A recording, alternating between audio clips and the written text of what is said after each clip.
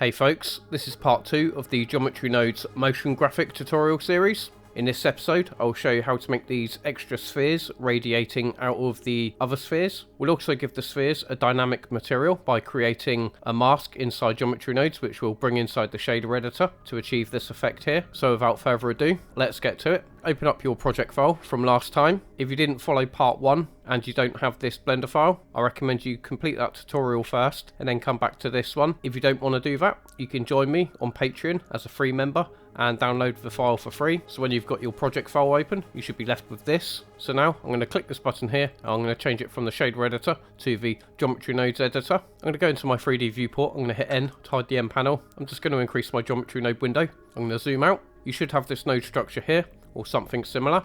So I'm going to zoom in over to here. I'm going to box select all these nodes at the end of the node tree. Just going to zoom out. I'm going to hit G. I'm going to bring these across to around about there. I'll then drag a noodle from this set position node and I'll pop it into the join geometry into the bottom socket. I'm going to take this set material. I'm going to hit Shift D to duplicate and I'll pop that in between there. I'll then just drag this down to around about here. So we're going to add a new material to this. So I'm just going to do that now. So I'm going to take my cursor over here to my material tab. I'll then click this plus button here to add a new material slot. I'll click new to add a new material and I'm going to rename this to material 3. And then down here on the set material, I'll change this from material 2 to material 3. I'll just zoom out. I'm going to instance another icosphere on all of these balls here. To do that, I'm going to hit Shift A and I'm going to type in distribute and we'll choose distribute points on faces and I'll pop that in between there. In fact, I'm going to go over to my modifier tab over here and I'm going to take my subdivisions down to 1 just for viewport performance. We'll turn this back up later. I'll zoom in to this node here. I'm going to change it from random to poison disk. I'm going to set a distance minimum to 0.025 and a density max to 25.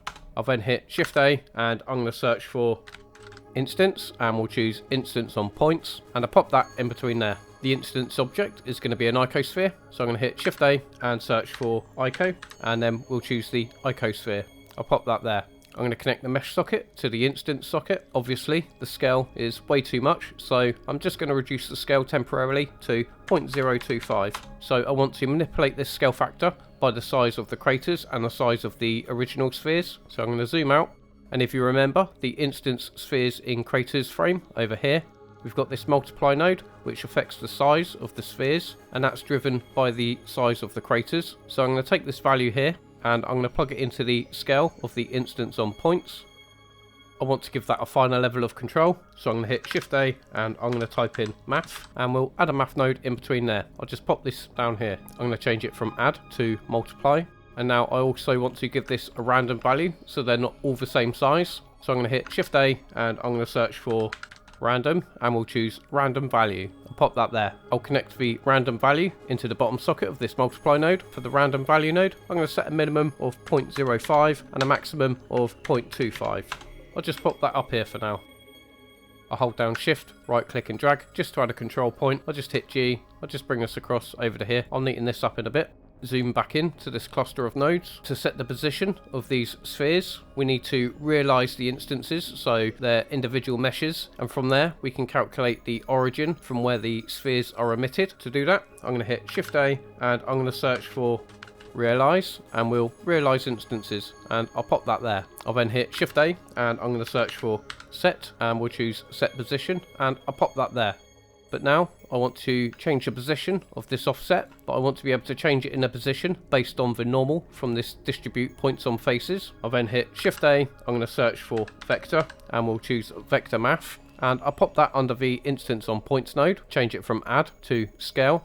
I'll then take this normal value from the distribute points on faces and plug it into the vector of the scale node and the vector from the scale node into the offset of the set position node. Let me just zoom out slightly. We can change this scale value, which will change the position of the icospheres based on the normal. So now I want to be able to change this scale factor based on the distance of what the larger spheres are from the crater object. Let me just set that to 0.1 just for now. So the distance of the larger spheres relative to the craters were set by this node here, which is then manipulated by this wave texture movement. So if I just change this, you can see the distance changes. So ideally we need to take the value from this scale node and somehow plug it into this scale node here. We can't just plug it directly into here because we get crazy stuff going on. We need to do a bit of vector math to calculate the position of the instances and also to normalize the coordinates. So I'm just going to hold down Control, right click and drag and disconnect that. I'll then hit Shift A. I'm going to search for position and we'll add a position node. Shift A, we're going to search for vector and we'll choose vector math and I'll pop that below the position node. I'll change this from add to normalize. I'll then hit Shift D, we'll duplicate that vector math node. I'll hit Shift D one more time. I'll change this one from normalize to multiply. And I'll change this last one from normalize to scale. I'll just box select these nodes here. I'm going to hit G, just bring them across over to here. I'll then hit Shift A and I'm going to type in color and we'll choose color ramp and I'll pop that there. Maybe I'll box select these one more time. I'll just hit G, just bring them back to round about there. Now we need to take this scale factor from the sphere position frame. I'll then take this vector and I'm going to plug it into the normalize node. I'll just box select all of these nodes here. I'll just bring them up. I'm going to hit G. We're going to normalize the position of the larger spheres in relation to the smaller instances. I'll then plug that into this scale node. I'll then plug the vector from this scale node into the color ramp and the color from this color ramp into the scale factor here. I'm just going to change the scale value on this node to 0.2. I'm going to change the interpolation type on my color ramp from linear to ease. I'm going to ensure the black flag is selected on the color ramp and I'll change the position to 0.05. I'll then select the white flag and I'm going to change the position to 0.222. I'll then hit play. Okay, I'm kind of happy with that. You can manipulate the color ramp till you've got a result that you like. Just for visual representation, I'm going to change my subdivisions on my geometry nodes modifier to 2, and maybe I'm going to change the subdivisions on my icosphere to 2 as well, just for now. I'm just going to disable my overlays. So the way this color ramp works is the white flag will change the fall off for the furthest points, and the black flag will change the position for the closest points. So obviously, as the larger spheres go inside the craters, I want the instances to be small so they don't intersect with the crater. Otherwise, if we had them out here, it will intersect with the crater. So you might need to manipulate these flags to get the look that you're going for based on the scale of your object. These values work perfectly for my scene, so I'm going to keep them as that. Let's just do a bit of tidying up quick. So I'm going to box select these nodes here. I'm going to hit G. I'm going to bring these across over to here. I'll then box select these nodes. I'm going to hold down Shift and box select these nodes. I'm going to hit G. I'm just going to bring these across over to round about there. I'll then hit Control J to add a frame. I'll then hit F2 and I'm going to rename the frame to Extra Spheres. I'll hit N to open up the N panel. I'm going to navigate to where it says Node. I'm going to enable color. I'll then change the color to maybe kind of a teal color, something around about there perhaps. I'll just drag this frame down. I'll hit N to hide the N panel and then going to zoom in to the end of these nodes. I want to be able to change the color on the material for these instances based on the distance in which it is from the crater object, and we know that the values from this color ramp change based on the distance these spheres are from the crater object. So we can actually take the value from this color ramp and we can store that and use it as a gradient within the shader editor. So to capture this attribute here, I'm just going to hit Shift A. I'm going to search for store and we'll choose store named attribute, and I'll pop that at the end of the node structure here. I'm trying to be careful not to get these set materials caught in this frame. I don't want that. So I'm just going to box select these nodes here. I'm going to hit G. I'm going to bring these across over to around about there.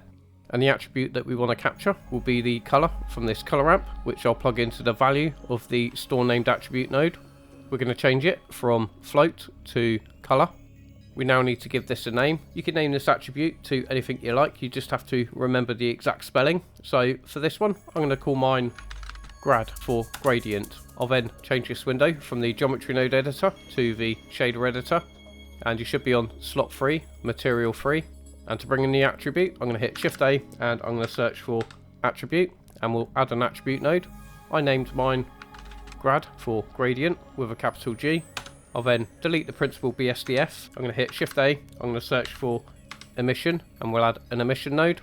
Shift A and I'm going to search for color and we'll choose color ramp and I'll pop that there. I'm going to set the emission strength to, let's say, 5. I'll connect the emission into the surface socket of the material output.